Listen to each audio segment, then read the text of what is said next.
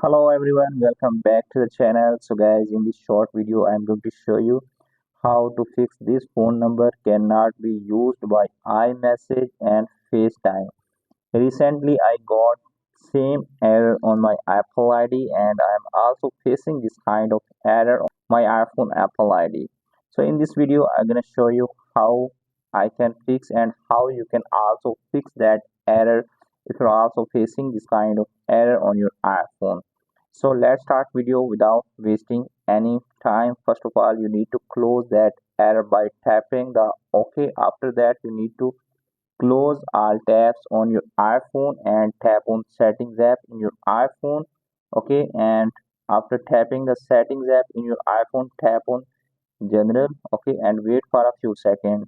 Now you need to tap on software update. Okay, make sure your iPhone updated to the latest iOS update. If you have any pending iOS update in your iPhone, you need to update your iPhone to the latest iOS update because some iOS update may create any bug when your iPhone is pending iOS update.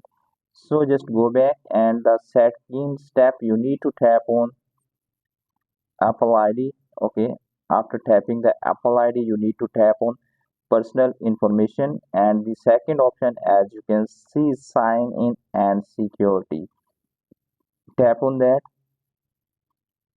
Here you need to change your iPhone that recently added in your Apple ID. Just change your Apple ID phone number, and after that you can easily fix that issue on your Apple ID. So friends, by do that two simple steps you can easily fix that issue on your iPhone.